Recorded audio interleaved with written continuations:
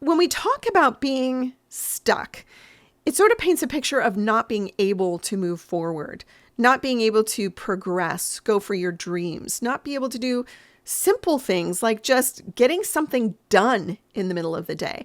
I think in many ways, depression is a form of being stuck. It's like a spiral in a place that doesn't allow you to enjoy life. And I think in the moments when we are experiencing being stuck, it's really important to recognize that we have the superpower to choose how we react to any given situation. So when we feel like we're stuck, we need to start looking for the solutions and get ourselves unstuck.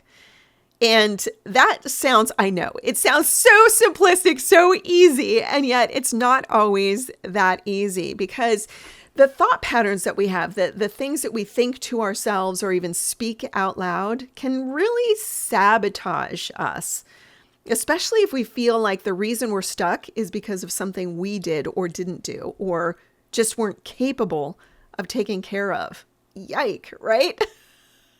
When we're blaming ourselves, when our language is saying that we're the ones who caused that, well, it's pretty hard to get yourself unstuck by seeing things more clearly, right? You get stuck in that spiral and you're sort of going around in that spiral, constantly thinking about the reasons why you're to blame. And then jumping out of that, taking a step out of that, just kind of getting off the wheel, not super easy. Now, a few days ago, I was thinking about, because, I'm from Los Angeles, and I saw a video that had nothing to do with this, actually, but it was a computer-generated video where somebody was walking, and they suddenly just sort of sank into the earth, and they were gone. And I started thinking about La Brea tar pits, which I guess that does have something to, that video does have something to do with this, but those of you who aren't familiar, the La Brea tar pits are basically exactly what they say. They're pits of tar, and they are near some of the museums and things in Los Angeles. And it's one of those natural wonders, if you will, which is surrounded by civilization.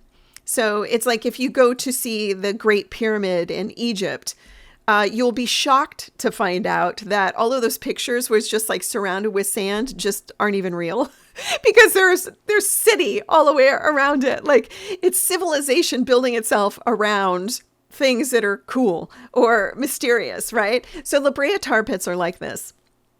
And the La Brea tar pits are literally things that you do not want to get involved with, because when you step in tar, it's real hard to get out. That's what we call stuck. You step in it and you start sinking and you can't get out. So what would be the solution to that? Well, one quick solution is watch where you're walking, right? Don't get yourself in the middle of a tar pit before you realize you want to get out. Like, just don't even go there, right? But sometimes we do end up there. Sometimes we end up in a position we weren't anticipating, even if we were looking at the road ahead of us, because there are other people in this world. There are other situations that we can stumble upon without even realizing we're putting ourselves in those situations. How do you get unstuck in those moments? And obviously, that would be a moment where you recognize it wasn't you. You didn't do that. You didn't put yourself in that position. Or maybe you do think that, like, I should have been watching this. I should have had my eyes open for this, whatever. But let's say it's a situation where you're not blaming yourself. How do you change your mindset and get yourself clear and let go of any fear that is there so that you can move forward? How do you get unstuck? Well, the first thing to do is recognize what it is you're stuck in. Some things are obvious, like, oh, there's a big pool of tar. Like, that's obvious right in front of you, right? But sometimes you feel stuck and you don't know why. And something did just happen. Let's say you lost your job, but all along you didn't like your job. So why is that making you feel stuck? What exactly is happening that is leading you to feel like you can't move forward when all along you've been hoping that you could move forward? What is that? Well, my guess is that it's fear. My guess is that the fear stems from something that has little or nothing to do with the situation that you're in at this moment. Because we have learned patterns. We have embraced understandings from our childhood, from our teenage years, from our 20s, 30s, 40s, 50s, 60s, whatever an age it is that you're at right now. Every decade of your life, every moment of your life gives you opportunity to learn, but also opens up opportunity to stifle yourself through fear. Well, the last time I went through this didn't go well. So now I'm riddled with fear because I don't want to go through that again, right? So you start telling yourself narratives and you're blaming the other things and you're rightfully looking at the situation going, I'm stuck, possibly because I just lost my job. But go deeper because you have a superpower. You have the ability to choose how you're going to react. You have an ability to choose how you are going to move forward. And if you don't understand why you're not taking advantage of those abilities, then you need to look deeper at yourself. What's going on there? Where's the fear coming from? Why are you allowing that fear to step in now? If you lost your job and you weren't feeling secure in your job to begin with, then this has been an opportunity for you. This is a door that has opened. This is a place that you can step through. And you can say to me, well, no, because I have lost my job so many times in the last 5-10 years that I just feel like, I'm afraid to step out there and feel like a failure all over again. Well, here's the thing. Every time you get a new job, you learn a new skill. Every time you get a new job, you have a new opportunity to better yourself. So even if the job is no longer there, you take those elements, those opportunities with you to find the thing that you're meant to be in. I can't tell you how many jobs I had over the years before I ended up with an industry I actually loved. I worked in the plumbing industry. I worked with training CPAs to take the CPA exam. I was even one of these people who, I worked in temp agencies for a long time, working at different banks and whatever. And one of the jobs that I had was as an air freshener, like somebody who demonstrates air fresheners. And it was, people would come down this aisle and be spraying this stuff for like 5 hours. The whole store smells like it, but I'd still have people walk down the aisle and I would offer to spray this air freshener for them. And many people were super sweet and would say yes, even though, like I said, you could smell it probably for a mile away from the store. But, you do whatever it takes to make a living, right? And on that day, my living was being made by spraying air freshener for about 8 hours. I learned I had some qualities I didn't know that I had and some abilities for sales that I didn't know that I had. Now, did I want to do it again? No, I was done. I did it one day. I was all done. It's all good. I don't need to go back. But I learned from the experience and I took with me an understanding of how that particular type of job works. So understand that every situation that you're in gives you opportunity to learn and take that understanding with you. And now, of course, I work with so many people and I keynote and I get opportunities to teach people on how to identify with the best that is inside of them. And I take situations like that air freshening day as understanding that helps me to train other people. It's a blessing. It's a blessing to move from one situation to the next. So right now we're going to move from one such situation to the next. We're going to talk about chocolate because it's in the title of the show, for goodness sakes, right? Wisdom and chocolate. So I'm going to talk about Dr. Bronner's Magic All One chocolate. And this particular chocolate totally shocked me. Oh, it shocked me because I anticipated it was going to be dry, maybe not so creamy. Like I didn't really think that this was going to be my thing. And for those of you who have not joined me on the show before, I look for healthier versions of chocolate so that we can all take part, but have a little less guilt. And so every time I do one of these podcasts and one of these presentations, I talk about a different chocolate. So today, the Dr. Bronner's Magic All One Chocolate Milk, Golden Milk Chai Oat Milk Chocolate.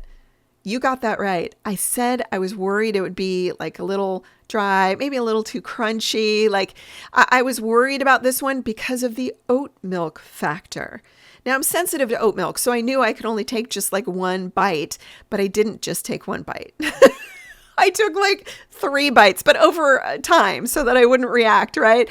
And here's the thing. It was so good. It was so good. It was creamy. It was flavorful. It was amazing. This was made with regenerative, organic, certified cocoa and coconut sugar. It's vegan, gluten-free, non-GMO, USDA organic. Oh my goodness. So many check boxes there, right? I dopamine boost every single time I'm checking off those things.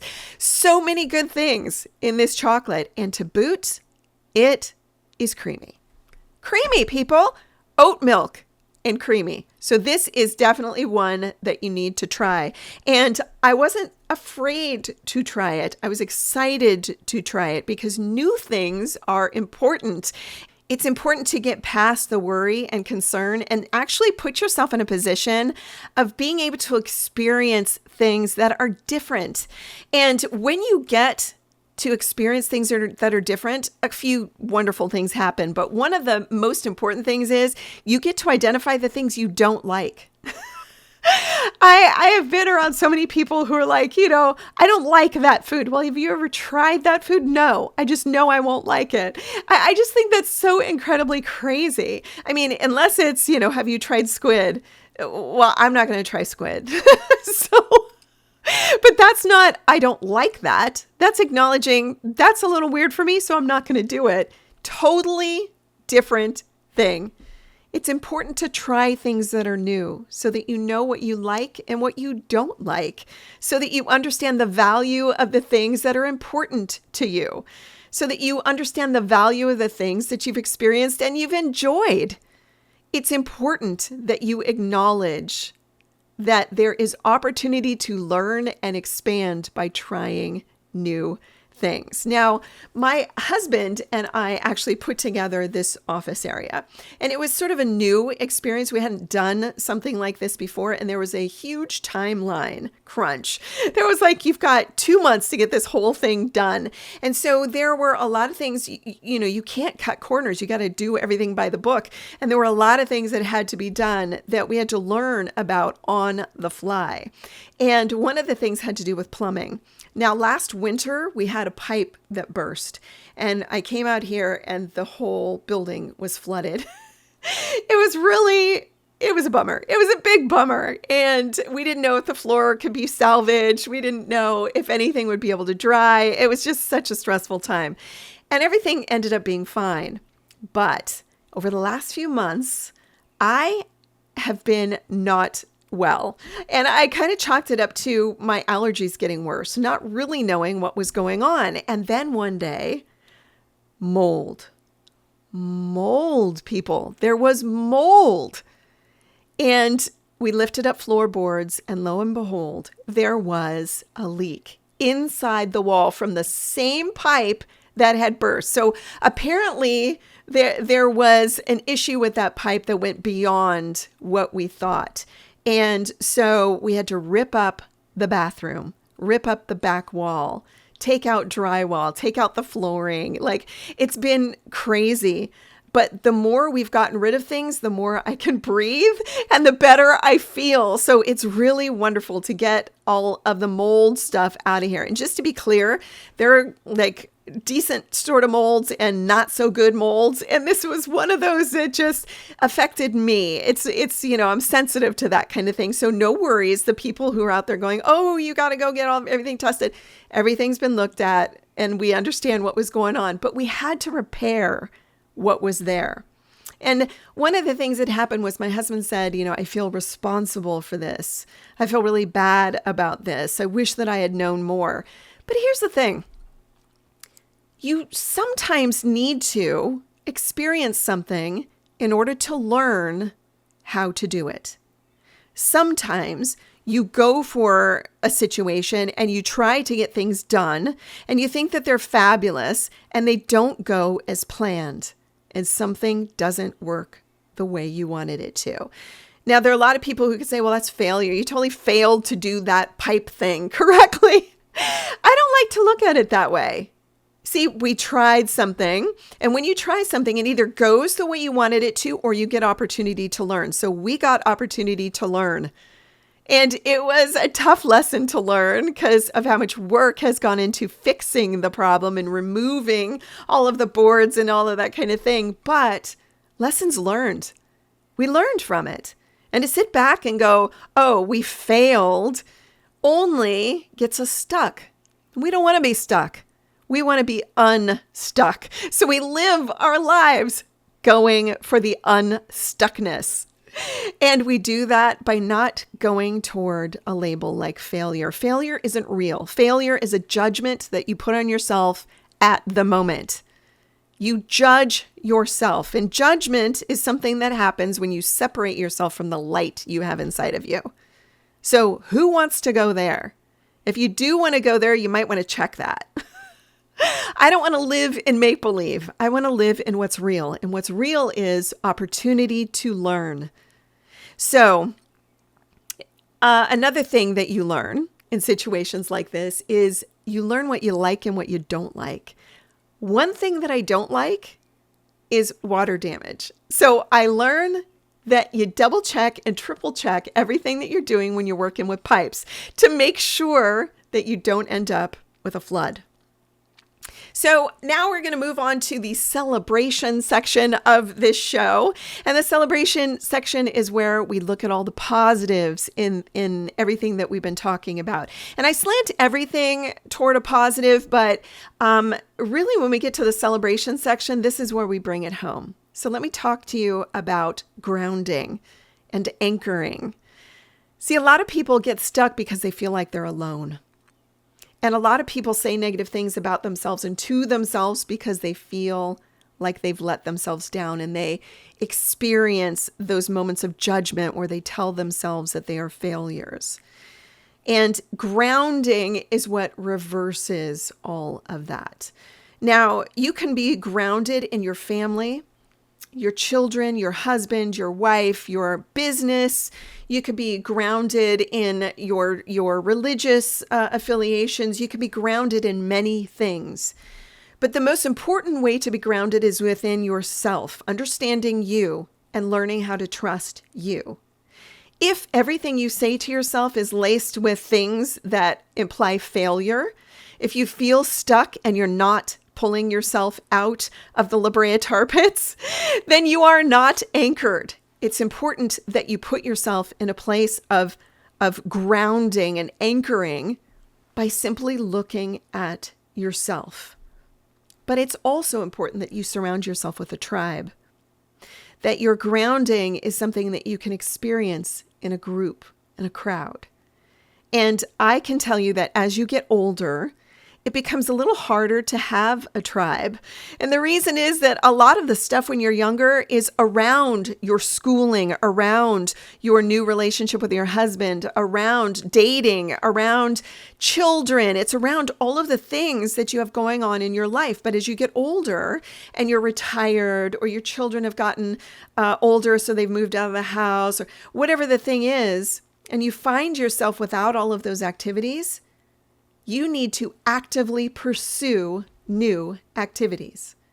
So that means getting involved in community projects, maybe joining a group, maybe going to more religious affiliated events. Maybe it's going to community events that you may not have gone to in the past. Maybe it's opening your own little sales booth at an event that's in the public so that you can meet a lot of people. You need to actively pursue these situations. Networking events are everywhere. If you're anywhere near a city, networking is a thing. And there are normally many different groups that have networking events. Go out, meet people, actively pursue your grounding area, your anchoring area. Bring that beauty that is you Anchor in you first, and then find your tribe. And in doing this, you'll find yourself more uplifted. You'll find that the situations where you feel stuck become fewer.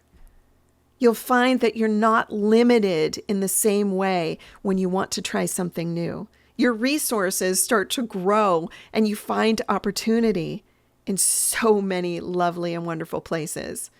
And remember, try these things, especially because they are something new.